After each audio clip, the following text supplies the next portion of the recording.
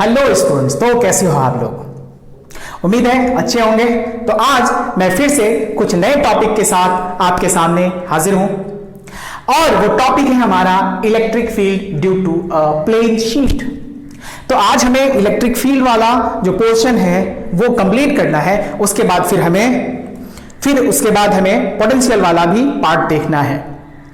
तो मैंने यहां पे पहला वाला आज का टॉपिक लिया है, दिस वन।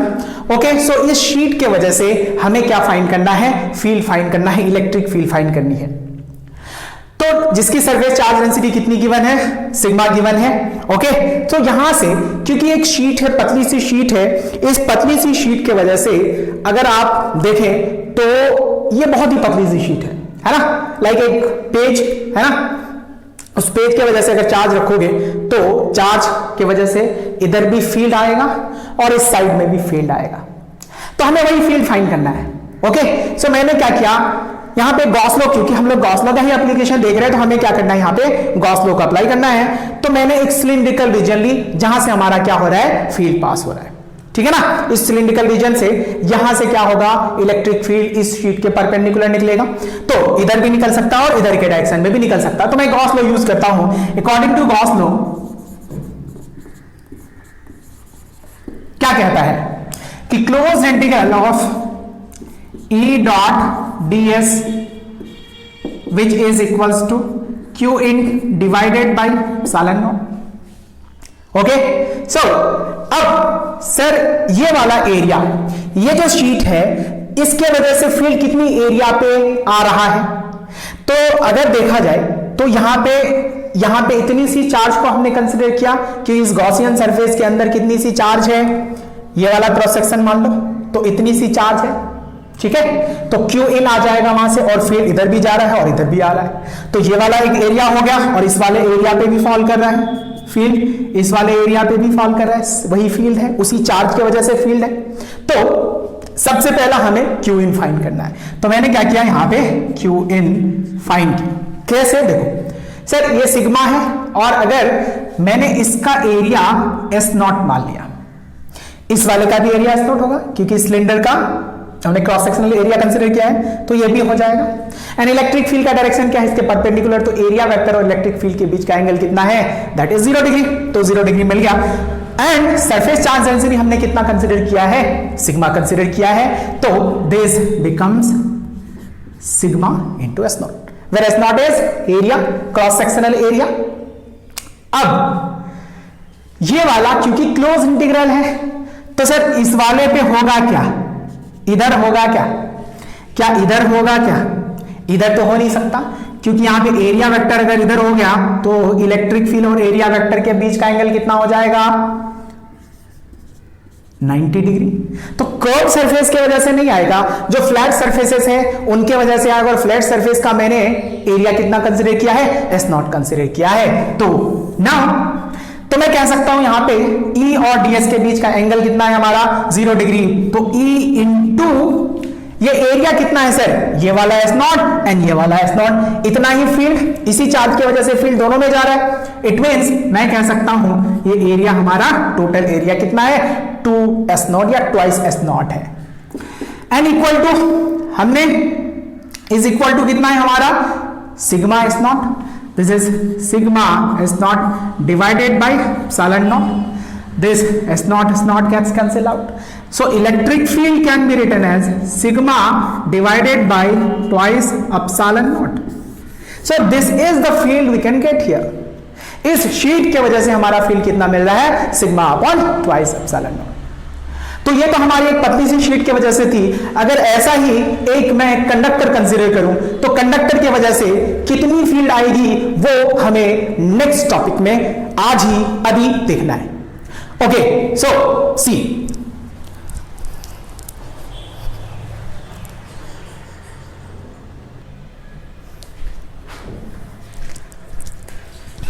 ओके, तो हमें एक चार्ज कंडक्टिंग सरफेस के वजह से फिर से फील्ड हमें देखना है कि वो फील्ड कितनी आएगी इसके near, electric field near a charge conducting surface. तो मैं एक चार्ज कंडक्टिंग सरफेस बनाता हूं। Suppose I have a surface here,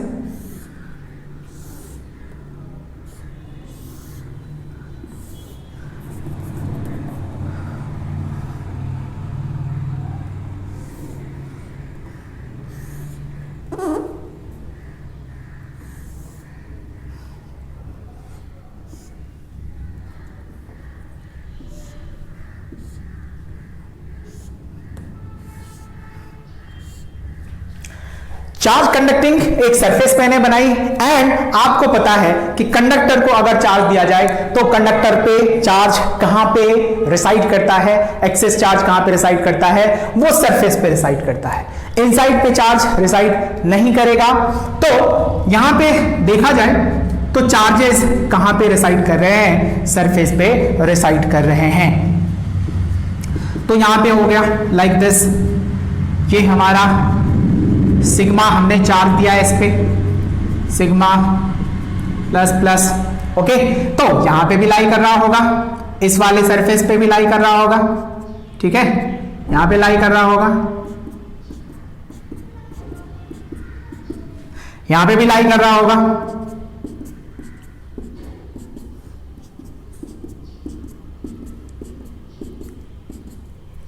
यह है हमारा एक कंडक्टिंग सरफेस, मतलब इस वाले पे है, उसके अपोजिट वाले पे है, सपोज ये है तो इस वाले सरफेस पे है, इस वाले सरफेस पे भी हमारा क्या है, चार्ज रिसाइड कर रहा है। तो सिमिलर इसमें हमने क्या दिया, सरफेस चार्ज डेंसिटी कितनी दी, सिग्मा दी। अब हमें यहां इसके नियर एक फील्ड फाइंड करना है, इलेक्ट्रिक फील्ड फाइंड करना है कि वो फील्ड कितना होगा। तो फिर से मैंने एक सिलिंड्रिकल रीजन कंसीडर किया, यहां पे एक सिलिंड्रिकल रीजन कंसीडर दिस, ये ना अपोजिट डायरेक्शन में हमारा कितना है, ये वाला है। तो इसका फील्ड का direction, this is the direction of field and इसको मैंने फिर से कितना कह दिया, एस नॉट कह दिया, इधर भी एस नॉट हो गया, डायरेक्शन ऑलरेडी ले लिया हमने दोनों के डायरेक्शन में। अब अगर यहां देखो तो क्योंकि ये कंडक्टर है और कंडक्टर के इस साइड पे फील्ड नहीं होती, तो मतलब ये है कि ये वाला चार्ज इस वाले चार्ज के वजह से इधर फील्ड मिल रहा है और अपोजिट सरफेस वाला चार्ज की वजह से किधर मिल रहा है, क्या अदर डायरेक्शन में, अपोजिट डायरेक्शन में फील्ड मिल रहा है। Are you getting my point. तो यहां पे फिर से मैं गॉस लॉ अगर यूज करूं, गॉस लॉ, गॉस लॉ क्या कहता है, E dot ds that is equal to Q in divided by epsilon naught. Now again अगर इस वाले को देखो तो यहां का एरिया वेक्टर किधर होगा, इधर होगा, एंड इसका भी एरिया वेक्टर किधर होगा, परपेंडिकुलर। तो इस कर्व सरफेस के वजह से हमें क्या नहीं मिल रहा है, फ्लक्स तो नहीं मिल रहा है। फ्लक्स किसके वजह से मिल रहा है, इस वाले फ्लैट सरफेस और इस वाले फ्लैट सरफेस के वजह से, और इन्हीं दोनों के वजह से हमें क्या निकालना है, यहां पे इस चार्ज का फील्ड निकालना है। तो सी सर अगर मैं इन दोनों का एंगल 0 ले लूं तो हमारे पास E इंटू कितना एरिया हो गया सर, ये वाला भी एरिया है और क्या ये वाला भी एरिया है, ठीक है ना। तो यहां पे हमारा सिमिलरली कितना एरिया हो जाता है, प्रीवियस केस की तरह ट्वाइस एस नॉट। ना Q इन कितना होगा, इस सिलेंडर पे टोटल चार्ज कितना है, तो Q इन अगर देखा जाए तो this is sigma into area कितना है, क्या ये वाला एरिया, यस। अच्छा क्या अपोजिट वाला भी एरिया है, इस शीट के ये वाला एरिया मैंने कंसीडर किया, क्या यहां पे भी तो चार्ज है ना, क्योंकि ये एक चार्ज कंडक्टर है तो इसके दो सरफेसेस होंगे, इधर भी चार्ज है और इधर भी चार्ज है। कितने एरिया पे, यहां पे एस नॉट पे है तो इधर कितना है, एस नॉट है, तो टोटल एरिया कितना हो गया, ट्वाइस एस नॉट हो गया, ट्वाइस एस नॉट। तो क्यू इन मिल गया हमें, तो मैं यहां पे पुट कर देता हूं, that is twice S not divided by epsilon not, and this twice s naught gets cancelled out. So electric field near a conducting surface is equal to sigma divided by epsilon naught. दोनों results बहुत काम के results हैं, ठीक है। इन दोनों result को आपको अच्छे से समझ लो, ठीक है, क्योंकि कैपेसिटर में भी हमारा पिछला रिजल्ट यूज होगा जब हम पैरेलल प्लेट कैपेसिटर पढ़ेंगे, ठीक है। तो दोनों रिजल्ट्स हमारे लिए क्या है, काफी इंपॉर्टेंट है। क्या मेरी बातें क्लियर है, क्या आपको बातें क्लियरली समझ आ रही है, क्या आपको डायग्राम समझ में आया, क्या आपको एरिया समझ में आया, क्या इस सरफेस की वजह से, कर्व सरफेस की वजह से क्यों हमें फ्लक्स नहीं मिल रहा, क्या ये बातें समझ में आई, क्योंकि यहां पे हमारा कितना है, ये 90 डिग्री है ऑब्वियसली। तो वो चीजें यहां तक आपको समझ आई, ओके। तो ये है हमारा फील्ड, है ना, फील्ड हमारा यहां तक कंप्लीट है। नेक्स्ट लेक्चर हमारा कौन सा होगा, वो हमारा पोटेंशियल का होगा। तो हम नेक्स्ट लेक्चर में क्या देखते हैं, पोटेंशियल को देखते हैं। तब तक के लिए आप लोग पढ़ाई करिए, है ना, और खुश रहिए। Okay, thank you.